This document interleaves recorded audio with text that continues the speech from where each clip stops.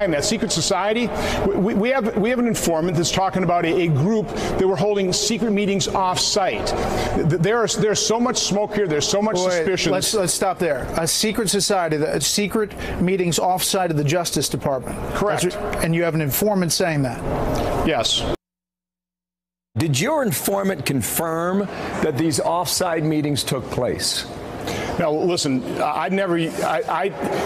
term secret society comes from Strzok and Page. All I said when I read that, it didn't surprise me because we are the committee that whistleblowers come to talk about all kinds of problems throughout the federal government. And so I had heard of a group of people within the FBI holding secret off-site meetings. So I was just kind of connecting the dots. So that didn't surprise me when I heard that term. But again, that's Strzok and Page's term, not mine. Hold on one second, Madam Chairman. Let me bring in Bill Kristol. They have informants inside the FBI that tell them of secret society meetings where they are planning, sir, for a coup d'etat against the President of the United States. An informant tells them there are secret societies. What say you?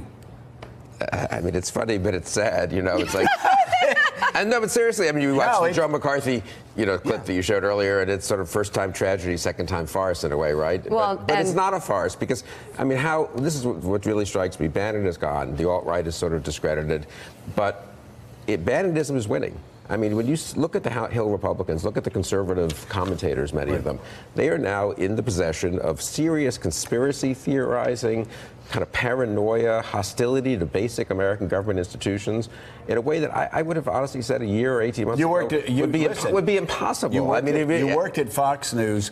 It wasn't that way. Do you recognize, or would Roger Ailes recognize what's going on in prime time right now? I mean, I hold Roger a little responsible for this, but no. I mean, the degree, the whatever one thought of it 7 or 8 years ago, it was not fully balanced. There were elements there that were a little irresponsible. There are a lot of bad things going on. You're in a different world with what's happening now. We look at Joe McCarthy, but of course there were many other people. McCarthyism was bigger than McCarthy, and similarly, the degree to which this kind of paranoia and conspiracy theorizing, demonizing of people has now just become routine for an awful lot of Republicans. Ron Johnson was a normal Republican senator. But we joke about it a little bit, but it is very serious. He is talking about corruption at the highest levels of the Federal Bureau of Investigation and says they have an informant that tells them there are secret society meetings being held off-site to plan for the removal of the President of the United States of America. That is a United States senator, a sitting United States senator, accusing FBI agents of treason against the United States of America. Yeah, I mean, fringy websites have now become sort of mainstream Fox News. What fringy websites once said is now said by Fox News hosts. What losing primary candidates who got 8% of the vote, in some Republican primary somewhere once would have said is now being said by mainstream Republican senators. So that is what's upsetting about it. It is ridiculous. David Ignatius, it is a virus that is spreading across the media landscape. Even though they are conspiracy theories and they are false. You read the top 4 most read articles on Real Clear Politics, right? Yes. And you still have them there to read? I do, and they're astonishing to see what's out there. Evidence suggests a massive scandal is brewing at FBI. There is no evidence. But go ahead. No, that was again. This just shows the air going into the balloon. No choice but to appoint a second special counsel to investigate all this business. And who wrote that? I didn't write down. Rod Rosenstein says there is absolutely no reason to put anybody in there, that Bob Mueller is doing a fantastic job. To continue with this rhetoric, the FBI is looking guilty as hell in the Russia probe. At the very time when we think Bob Mueller is about to interview President Trump, here's the machine cranking. Right.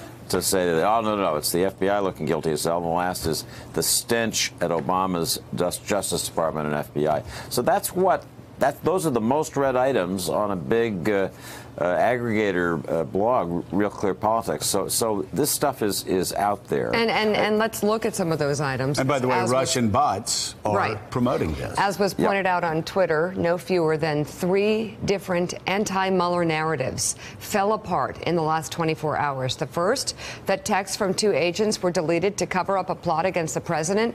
Turns out the glitch impacted thousands of FBI agents, not just 2.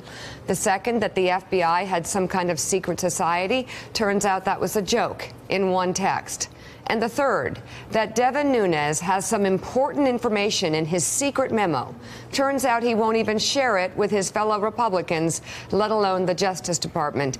And what about this informant that Ron Johnson was talking about? Yeah, who is the informant that Ron Johnson's talking about? The McCarthy accusation. Accusation. I mean, you know, one of the worst things about this, incidentally, the FBI does make mistakes, and there are problems with the FBI, and you do want congressional oversight of our executive branch institutions, and this discredits sort of, I think, legitimate efforts to say, wait a second, let's take a look at this or that. This dirty pool that is being played by members of the Senate and the House and the administration, you're undercutting the foundation of this democracy because you're supposed to preserve it.